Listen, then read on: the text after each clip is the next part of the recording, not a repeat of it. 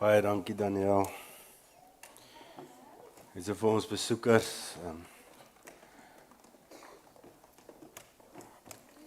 By Kruis glo ons dat ons kinders verbondskinders is en daarom is hulle alreeds ten volle kerk. Deel van die kerk, hulle is nie die kerk van die toekoms nie, hulle is reeds kerk. En ons het daarom die verbondsonderrig, soos ons dit noem, of sonnaarskool of klassies, het ons 'n kurrikulum wat ons deur die woord met hulle werk, sodat hulle ook die woord dan in konteks kan sien. So gaan kyk gerus daar vir die wat wil. Vir die res, ontspan, jou kinders is veilig. Soos ons sit, kom ons bid net saam.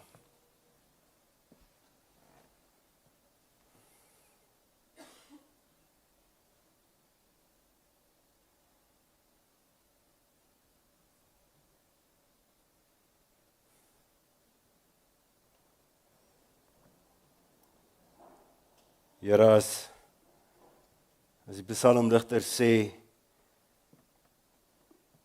smeek, bid, na U toe kom, in afhanklikheid en sê, deursoek my hart, deurgrond my verstand, en wys my as daar onreg is. Here, as hy dit sê, hoeveel te meer moet ons dit nie sê nie. Daarom bid ons nou, wil U as God die Heilige Gees nou met ons kom werk. Wil U ons harte oopkloof. Wil U ons verstand helder maak en wil U net hierdie gedeelte wat eintlik 'n pragtige gedeelte is, wil U dit kom oopbreek vir ons. Die prediker is te beperk in sy vermoë om dit te doen. Here, kom breek oop. Kom praat. Kom wys vir ons die weg. Spreek, Here. U diensknegt en die diensmagd luister. Ons bid dit in Jesus naam. Amen.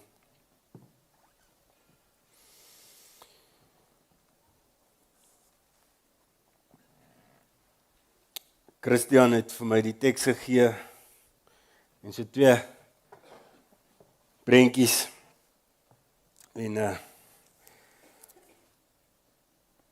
men weet dat dit uiteindelik so 'n mooi preek sal wees. Ons maak klaar met ons reeksie, is die derde een in ons reeksie oor finansies. Gewoonlik preek Christian oor die finansies, maar ons het en ons preek min oor die finansies. Ek dink dis nou ons 3de jaar. So is nou 1 keer in 3 jaar. Maar dis die volle raad van God en dan een van die buiten om te sê, wees nie bevrees nie, is finansies een van die dinge wat die Bybel die meeste oor praat.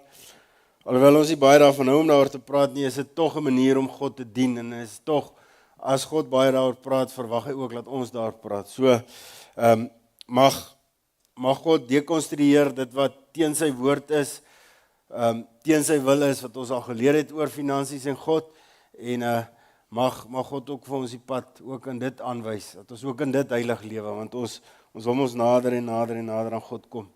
Maar met die idee van die finansies het ek regtig bidend gesoek na 'n prent wat dit beskryf. En toe onthou ek 'n preek van ou John Piper wat vir my pragtig is. En in die preek beskryf hy hierdie vrou, hierdie pragtige vrou, en ek dink sy was pragtig. Joodse tannies is mooi. Met haar pragtige lang donker hare, mooi gekam, skoon, netjies, dis hulle beste. Onthou die Bybel sê 'n vrou se lang hare is haar eer. Is 'n eer vir hom lang hare te hê. So dit wat haar eer is, dit wat haar mooi is, die skoonste deel, die reinste deel, die deel wat sy oor sensitief is oor, wat sy oor trots is. Dit gebruik sy as sy bidend in trane vir ons Here Jesus Christus is. En sy gebruik dit om vuil menslike voete. Onthou, ons Here Jesus Christus was 100% God, volkome God. Daai God wat in die hemel deur engele aanbid word, daai God, maar hy was ook 100% mens. Iemand wie se doek omgeruil moet word, iemand wat gesweet het, iemand wat sy voete vuil is, sy heeldag met oop sandale in die stof, en daai tyd was daar donkies en perde en kamele, en daai stofpaaie met die misgemeng en alles, gestap het, want op hierdie oomblik het hulle al ruk gestap, né? So jy kan dink, is vuil, vol sweet, dit stink. En sy is op haar knieë voor hom.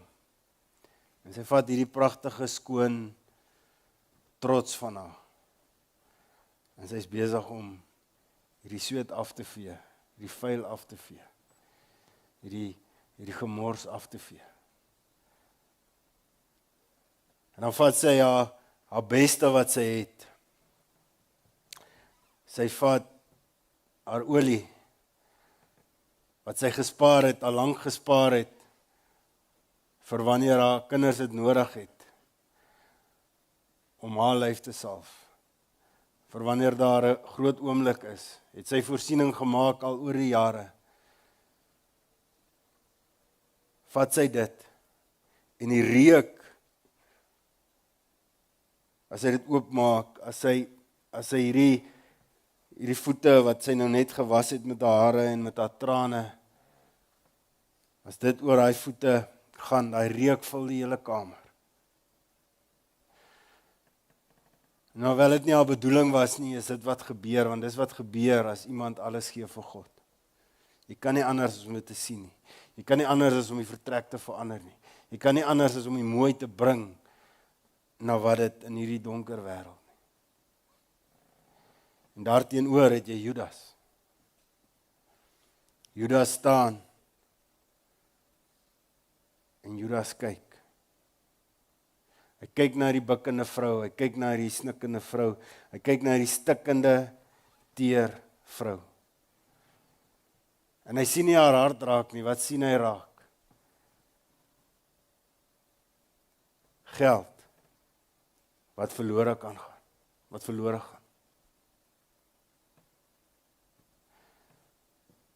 En in plaas daarvan dat hy hierdie vrou se eer besing, in plaas daarvan dat hy die offer raak sien, in plaas daarvan dat hy sien dat sy meester, sy koning, sy God se voete skoon kom, in plaas daarvan, wat sien hy raak? Hy sê, hierdie vrou kon hierdie salf verkoop het. Hierdie salf wat hierdie plek omskep in 'n lieflike reukoffer. En ons kon die geld vir die arme mense gee, maar jy sien, Judas se hart was nie by God nie. Judas se hart was nie by die arme mense aan wie hy gesê het hierdie geld moes gaan nie. Judas se hart was by aardse voorspoed.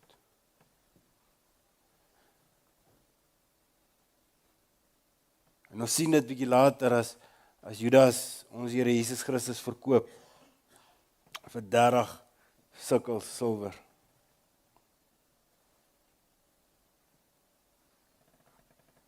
Dis die twee wêrelde.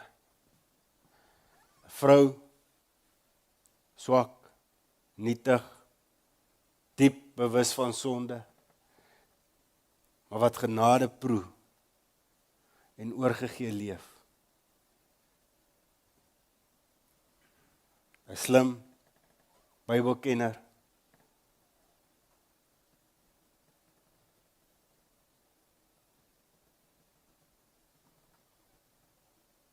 oënskynlik reg voor God.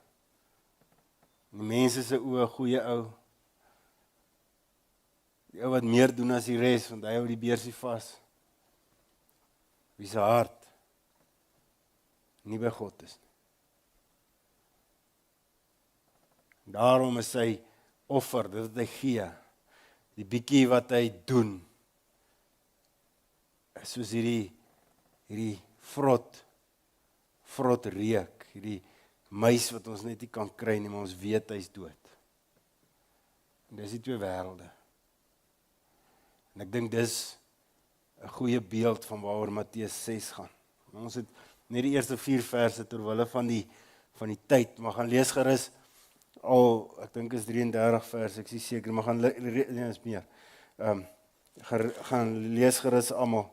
Maar die eerste 4 verse is soos 'n inleiding tot die res en is ook 'n aanhaksel vanaf hoofstuk 5 af. Ons Here Jesus Christus is besig met wat ons noem die bergpredikasie. Hy gaan staan op die berg en hy het hierdie onsaglike pragtige preek wat hy gee daar op die berg maar hierdie preek is kan ons, as ons dit lees, dan is die bar so hoog gestel wat ons Here Jesus stel om 'n Christen te wees, dat geen mens in sy helder verstand kan dink, hierby gaan ek uitkom. Geen mens nie. En dit behoort 'n ou te vul met ontzag vir God. Dit behoort 'n ou te vul met, Here, maar is ek regtig goed genoeg? Want jy sien, dit is daai gevoel, dis daai emosie, dis daai klein word voor God, wat ons nader aan God bring, wat ons voor die kruis bring, wat ons nader aan die troon bring, en dit is, glo ek, wat God wil hê, en dit is, glo ek, wat God bedoel as hy sê, moenie laat jou regterhand weet, of jou linkerhand weet wat jou regterhand doen nie, en dis 'n hiperbool. 'n Hiperbool is iets wat in oortreffende trap beskryf word. So daar's geen manier dat jou linkerhand nie kan weet wat jou regterhand doen nie, maar wat hy daarmee probeer sê is, jou regterhand simbolies van jou dit wat jy werk, dit wat jy doen, jou krag, waarop jy jou energie spandeer, wat jy gebruik om oorlog mee te maak, wat jy gebruik om werk mee te doen, te eet, alles word jou regterhand simbolies gebruik vir dit. So as hy sê, dat jou linkerhand nie weet wat jou regterhand doen nie, dan bedoel hy, dit moet so in jou wees om te gee. Dit moet so deel van jou wees. Dit moet so natuurlik kom, dat jou lyf eintlik nie voorberei moet wees nie. Dit moet net gebeur. Soos baie van ons, as ons ry, het al die gevoel gekry van, hoe moet ek nou hier gekom? Want jy weet wat te doen. Jy hoef nie meer te dink, okay, nou moet ek stop en eerste sit en dan in tweede te sit. Jy doen dit van self, dit raak meganies. En dis die prent wat ons hier kry, wat hy sê. So is nie 'n hofmakerige, kan maar die eerste ding opsit, dis nie 'n hofmakerige groot ding nie, dit is juis leeg van jouself, sonder dat mense na jou kyk, in geheimhouding, sê gee. Maar wat ons, en wat Christian pragtig laasweek gesê het, en wat ek en hy saamstem met ons, moet vandag sê word, is dit moet gebeur, wanneer hy gee, wanneer God sê, dat jou linker en jou regterhand nie moet weet wat hulle doen nie, dan is dit nie 'n roekelose, spandabare geld uitgee nie. Want jy kan regtig vir God en sy werk en vir mense help op 'n manier wat ek glo God nie van hou nie. Maar is ook nie 'n teenstrydigheid. Aan die een kant sê God, jy moet wysheid gebruik, jy moet begroot, jy moet alles doen, en aan die ander kant sê God, gee wat jy kan. Alles behoort aan. So maar is nie 'n teenstrydigheid nie, en mag God ook dit vandag vir ons wys. Dan kan ons oorgaan na die tweede ene toe. Daar is die groot verskil. Daar is die groot verskil.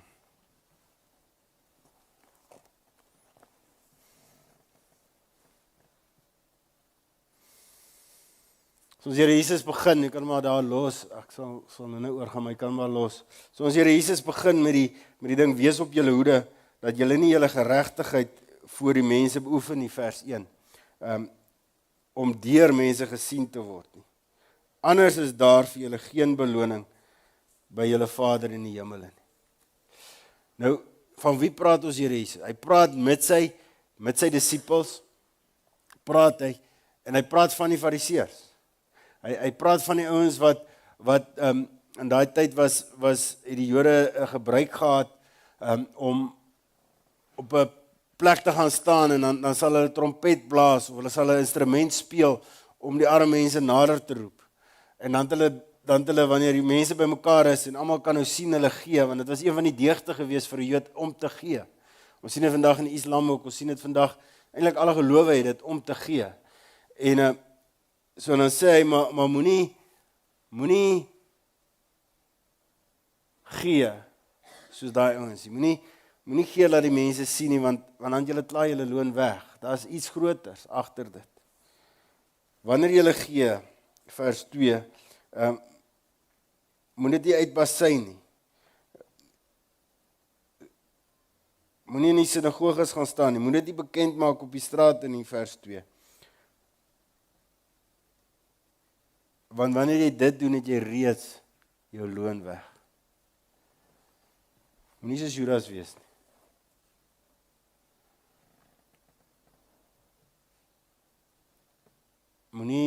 Moenie dit doen dat mense na jou kyk. Wat is jou motief?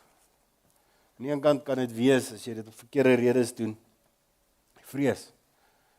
Jy kan gee omdat jy bang is God gaan jou straf. As jy nie gee nie.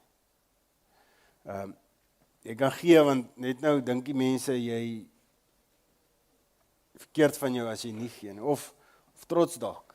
Ek wil hê die mense moet sien. Ek het een van my vorige gemeentes vir 'n ou, hy het so 'n bietjie meer as die helfte van die gemeente se inkomste gegee. Het ek vir hom gaan sê, ek dink jy moet ophou gee. Gee vir ander kerke en gee vir die ouete huis en weeshuis, maar ook vir die kerk gee. Jy maak die gemeente seer.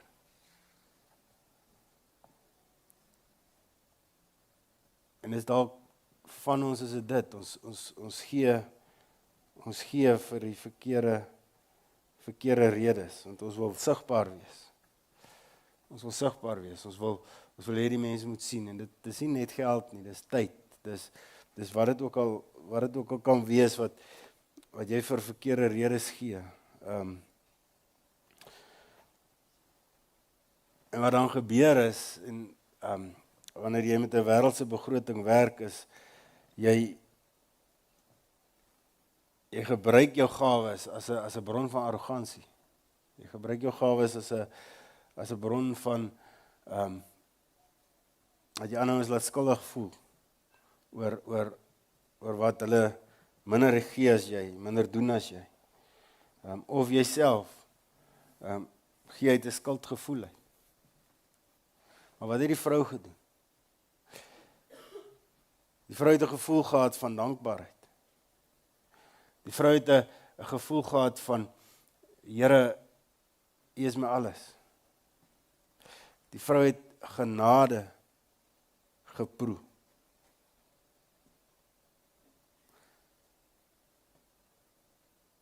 Daarom het sy die vermoë gehad om haar beste te gee. Vir die swakste van ons Here Jesus. As ek John Piper se woord kan steel, hy het dit gesê. Ons beste is goed genoeg. Of eintlik nie is goed genoeg vir die swakste van Jesus. Sy het dit met vreugde gedoen. Ons gaan lees Handelinge 2. Lees ons toe die eerste disippels tot bekering kom, die eerste mense tot bekering kom. Wat het die disippels gedoen? Hulle was so bewus gewees van van die grootsheid van die oomblik. Hulle was so bewus gewees van wie God is in hierdie tyd, dat hulle eiendom gaan verkoop het, dat hulle huise oopgestel het, sodat die ouens wat daar is, gedisipel kan word, want waantoe hulle gaan, moet die woord verkondig word. Een na die ander ou het alles verkoop en gebring. Hoekom? Want hulle kon dit met blydskap doen, want hulle was gefokus op die uitbreiding van die koninkryk. Hulle was gefokus op die uitbreiding van die koninkryk. Ons gaan nou daarna kyk, maar Christian het vir my so bak geteken, en in die bak is daar 'n paar goed wat jy moet doen, wat jy het. Maar dan, wat gebeur wanneer ons geld inkry? Die regte ding sal wees om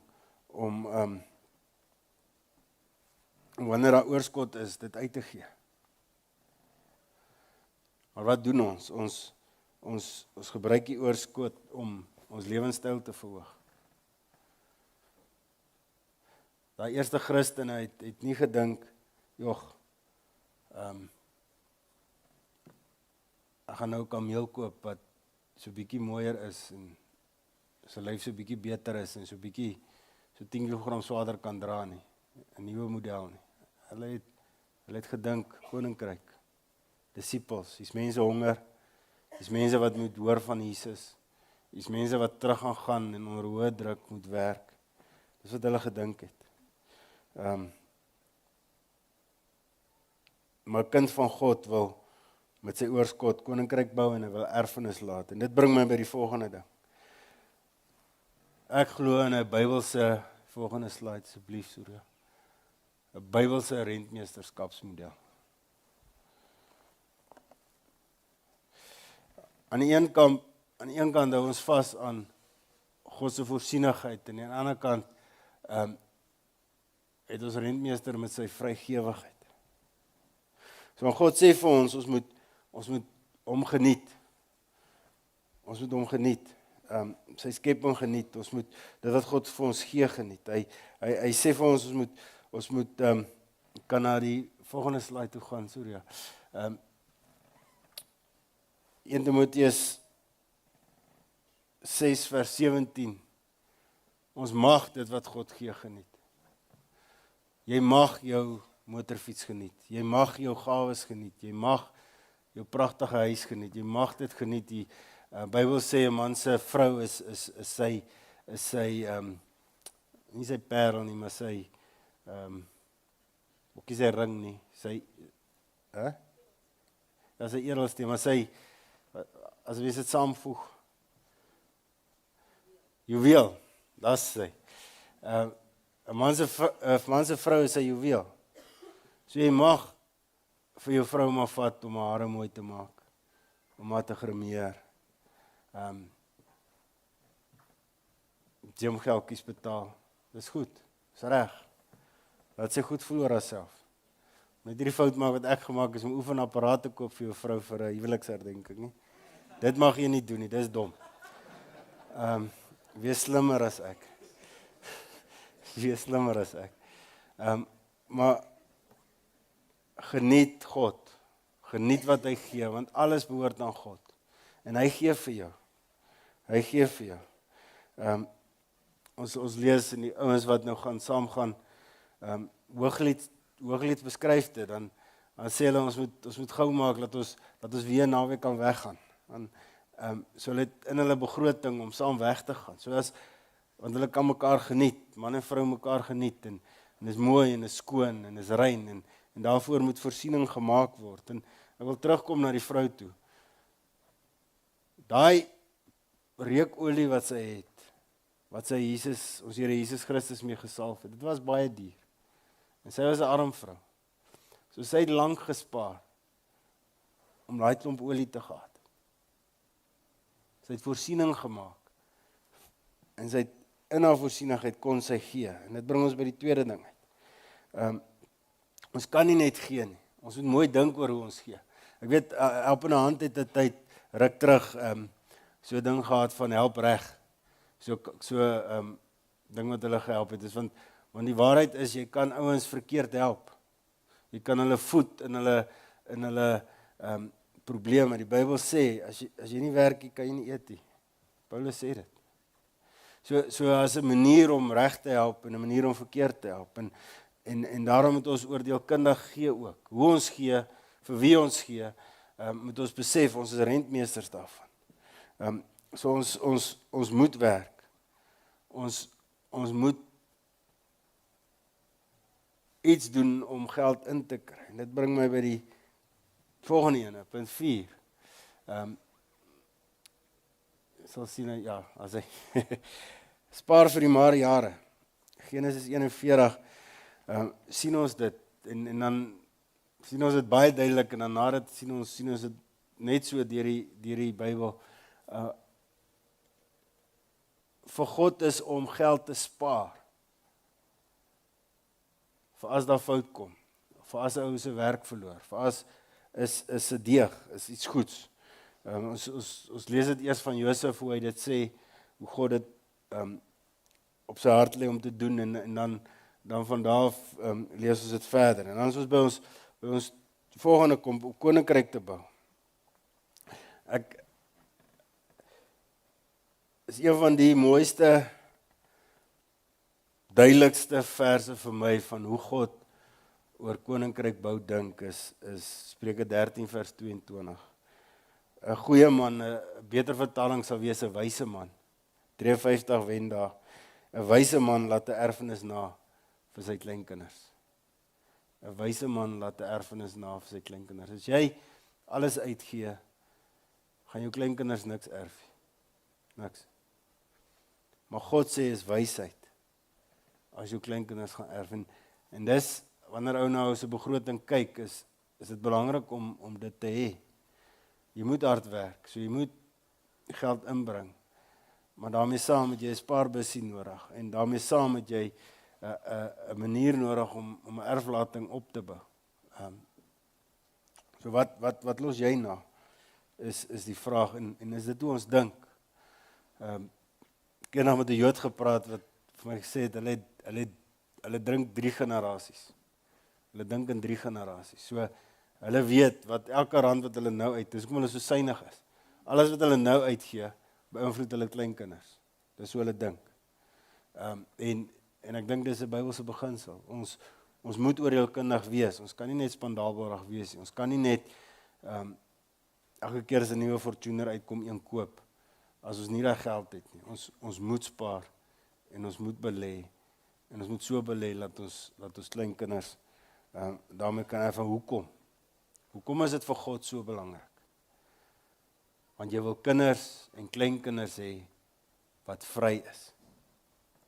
Wat vry is van skuldlas, wat in moeilike tye kan opstaan en die regte dinge doen vir die regte redes. Jy het nodig 'n nageslag wat hoop het, wat krag het. Nageslag wat bou, want is God se aarde. Wat het God vir ons gesê moet gebeur heel aan die begin? Nog voor daar sonde was, het hy gesê, vermeerder en vul die aarde, bewoon en bewerk die aarde. So dit wat jy los vir jou kinders, moet hulle in staat stel om te kan bewerk, om te kan vermeerder, om meer te maak. En dis die tipe gedagtes wat 'n ou behoort te hê in jou kop. So wanneer jy ou skuld maak, onnodige skuld maak, en daai tipe goeders, wat gebeur? Jy's besig om van jou kleinkinders af goed te steel. My oupa het baie vir my gesê, en as ek meer geluister het, sou ek beter gewees het, maar hy het my gesê, as jy skuld het, is jy die slaaf van die ou aan wie jy geld skuld. En dis die Bybel, as letterlike vers wat dit sê. So, sterf eerder met min eiendom,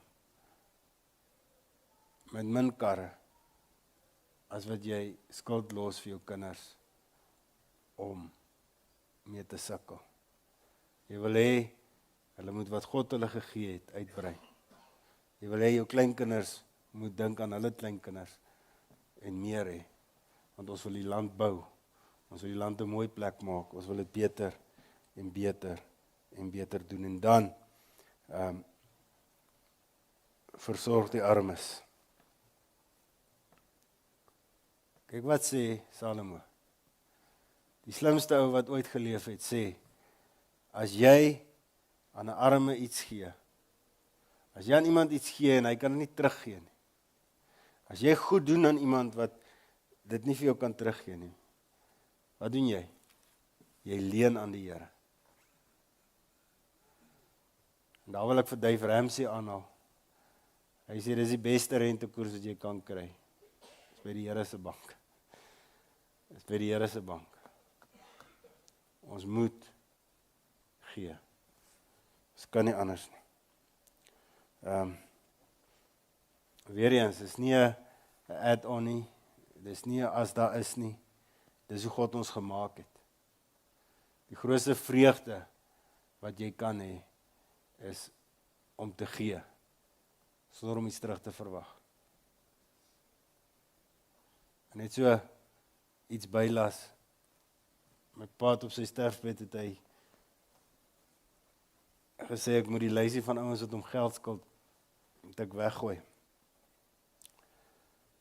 Want die Bybel sê jy kan nie aan 'n Christen leen. Jy moet vir hulle dit gee.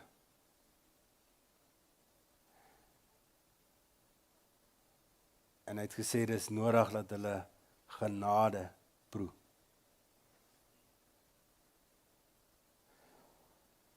As jy gee, as jy help, proe hulle iets van God. As jy jou medebroer of suster wat hier in die gebou is of daar buite is help, en hulle weet, hulle hoef nie terug te betaal nie. Dink hoeveel myle dit gee in die koninkryk. Jy verander nie net jou lewe nie. Jy kom nie net nader aan God nie. Jy wys nie net vir God, jy vertrou hom. Jy leen nie net aan die Here nie. Jy verander daai ou se nageslag. En dan die laaste een in hierdie gebouetjie is die plaaslike gemeente.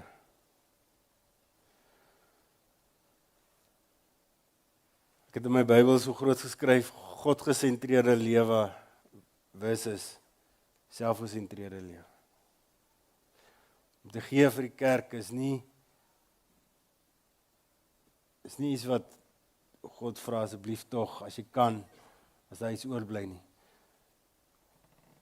Om te gee vir die kerk waaraan jy behoort is sentraal in die woord. Dis nie net 'n add-on errands, dis sentraal.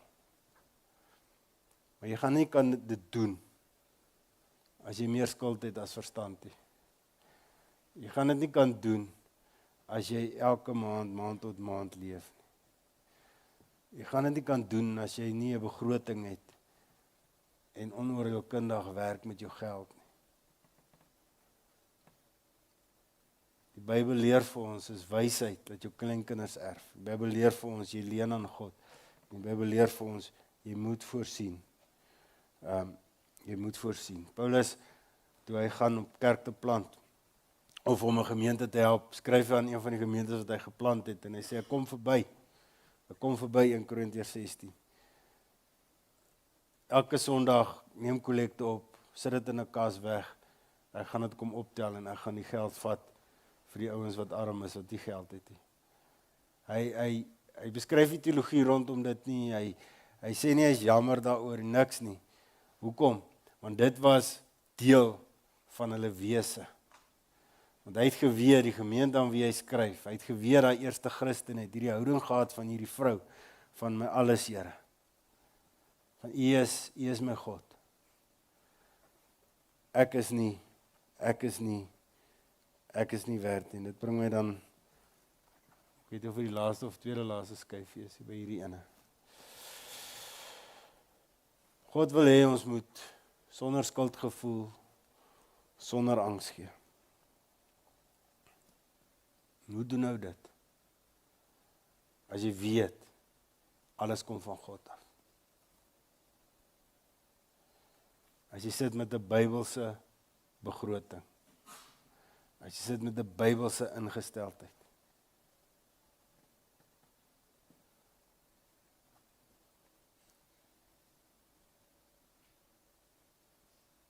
As jy weet, jy is afhanklik van hom. En as jy weet, hy het jou alles gegee.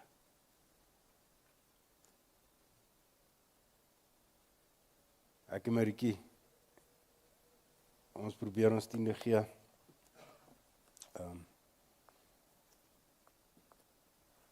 Partykeer meer as 10%, hang af van, en dan boop dit, probeer ons die gemeente help sonder om te vra as ouens kom, want ons weet die kerkkas is nie baie sterkie.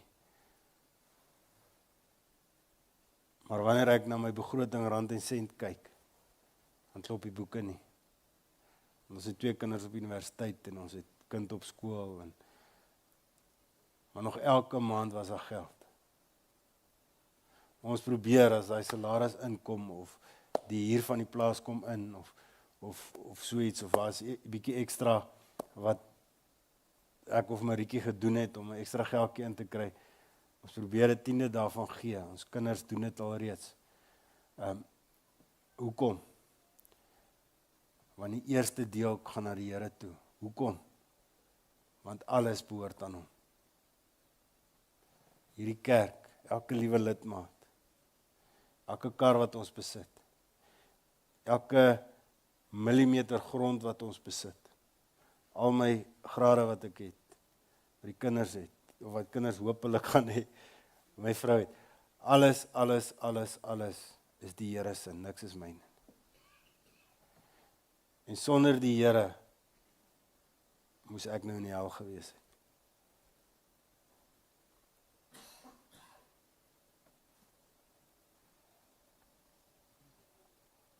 Maar wat wil ons hê? Ons wil op 'n plek kom wat ons kan gee, sonder om bekommerd te wees. Ons wil op 'n plek kom waar ons 'n nood kan sien en dit kan aanspreek, sonder om te worry. Sonder om te worry. Ek gebruik nou my pa as voorbeeld, maar op sy sterfbed het een van my ou pelle wat uit vir hom sy universiteitsgelde betaal, het ek vir hom gevra, kan hy onthou hoe hy vir hom klere gekoop het en sy geld betaal het, kan hy nie onthou nie. Hoekom? Want hy hou nie boek van hoeveel studente hy gehelp het. As daar iemand gekom het en geld nodig gehad het, en dis in sy begroting en hy gegee. Want hy het geweet, God gee altyd meer terug. God gee altyd meer. Jy kan nie God uitgee nie. En dit bring my by die laaste ene. Alles behoort aan God. So waar is jy? Is jy soos die fariseërs wat trompette blaas en sê, kyk na my, ek gee? Is jy soos die disippels daar wat langs hom sit, stil, nederig, en ons Here Jesus kyk en die bergpredikasie hoor, en ons lees maar net, hy het aan hulle vertel, maar het julle gedink hieroor? Hulle het alles opgegee. Hulle het hulle huise verlaat, hulle het hulle ouers verlaat, hulle het hulle werke verlaat, hulle het Jesus gevolg. Hulle het alles prys gegee, hulle het die koste bereken, en hulle het gevolg. Nie geraas gemaak nie, die trompette geblaas nie, net gedoen. En hulle die wêreld verander. Omdat hulle gedoen het, is slawerny in groot dele van die wêreld nie meer daar nie. Anders sou die hele wêreld vol slawerny gewees het. Omdat hulle werk gedoen het, omdat hulle gegee het, het ons vroue wat ook kan stem, ook dinge kan doen, en nie tweederandse burgers is nie. Party van ons mans wonder of dit goed is, maar dis wat dit is. Is daar geleentheid om armoede te bekamp? Is duisende hospitale gebou, word skole gebou, word goed so sypaadjies gebou. Hoekom? Want 'n Christen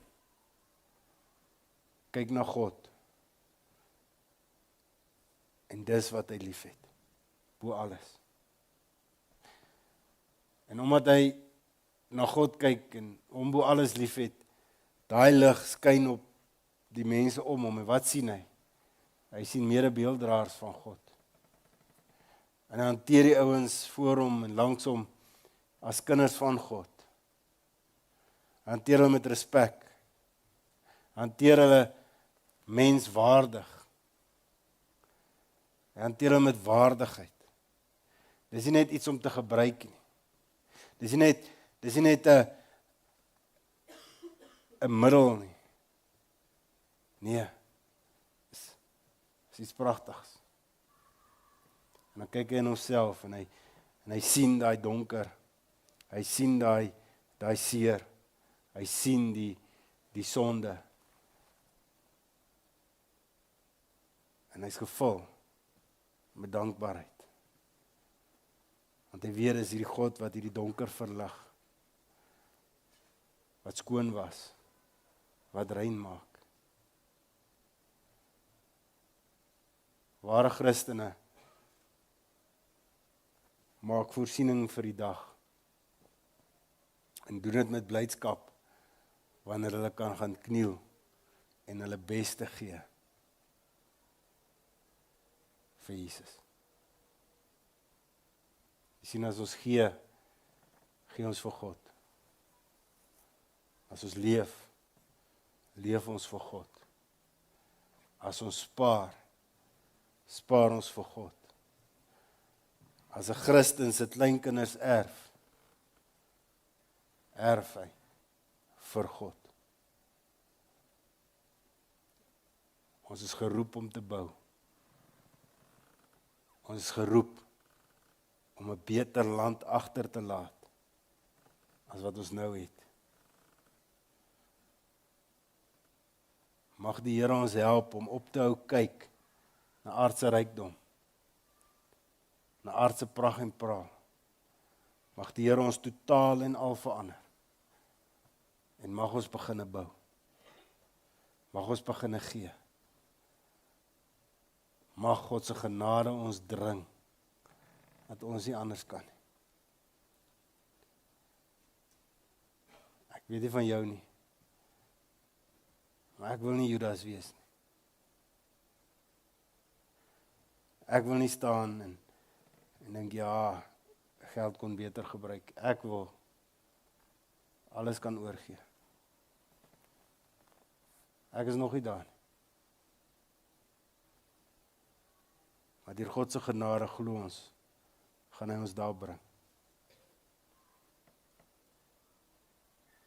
Jy sien, ons Here Jesus Christus het aarde toe gekom. Hy is uit alle rykdom gelos. Alle rykdom gelos. Alle weelde gelos. En hy daar aan die kruis gaan sterf. Met ons onvermoë. Ons onvermoë om ons beste te gee, het hy sy beste gegee. Vir ons swakste.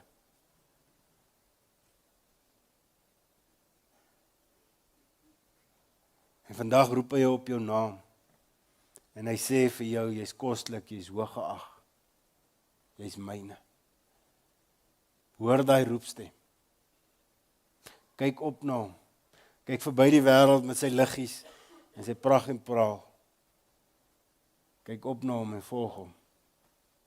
En mag hy jou vrymaak van die skuld. Mag hy jou vrymaak van die wêreldse begeertes. En mag jy wat jy doen, dit vir hom doen. En wanneer jy wêreldse dinge doen, mag jy besef, niks is wêrelds nie. Alles gaan oor God. En waar jy is in die fase van jou lewe, mag jy hom proe. En mag jy hom sien. En partykeer is dit soos wat ek my bakkie moes verkoop, om oor see te kan gaan, om die reeks te doen, waarvan ek 'n groot deel geborg gekry het. Maar dit was my manier om my stikkendheid voor God, bidend, stikkend voor hom te kon wees, en hom te kon soek. En ek weet nie wat is dit wat jy nodig het, maar God jou vry maak. Mag God jou so vry maak, dat jy werklik vry, jou alles vir hom kan gee.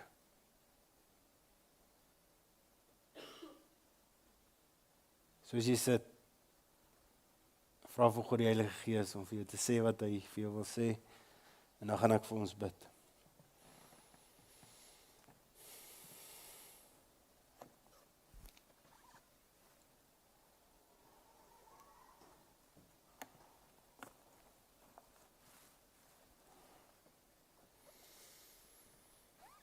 Heer, 'n groot deel van ons hier is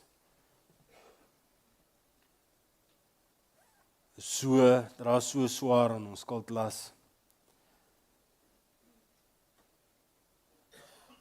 Ja, Here, ons het soveel sondes, ons het soveel dinge verkeerd gedoen. Ons het so vir onsself geleef, Here, dat selfs hierdie gebed vir ons nie reg voel nie. Maar dankie dat U genade gee. Dankie dat U 'n God is wat tweede kansse gee. Dankie dat U 'n God is wat skoon was, Here. En nie net 'n sondelas wat ons dra nie net is dit 'n skuldlas van ons, maar van ons het werklike skuld. En ons bid, Here, wil die een na die ander lidmaat vrymaak van hierdie skuldlas. Ons gee dit vandag aan U. Ons gee dit vandag aan U. Here, baie van ons hier het nie 'n fonds wat ons gebruik om geld weg te sit om te spaar, en ons wil U bid, wil U vir ons wysheid gee. En wil U vir ons finansies gee, Here. Wil U vir ons werk gee sodat ons kan geld wegsit. U sê in die woord dat dit goed is. En nou wil ons ook bid, wil U ook vir ons die wysheid gee om met oorleg te kan belê en so te kan belê en so ons sake te reël dat ons kleinkinders eendag kan erf, Here.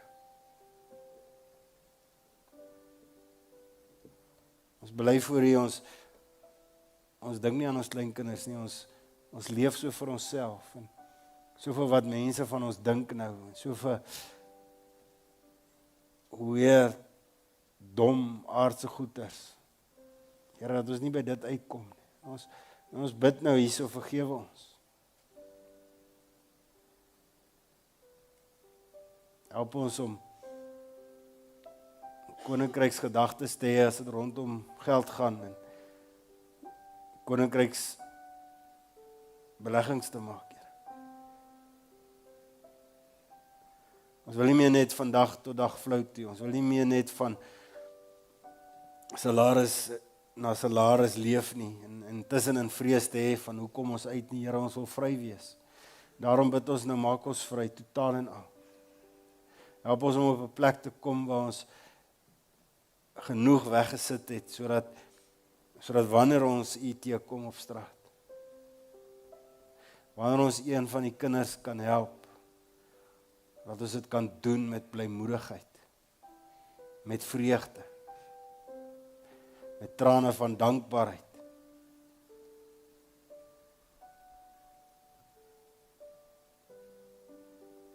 Here, ons bly voor U, dis 'n deel in ons lewe wat ons vir onsself hou, want ons is skaam daaroor. Maar ons lees in die woord, Adam en Eva was skaam oor hulle sonde.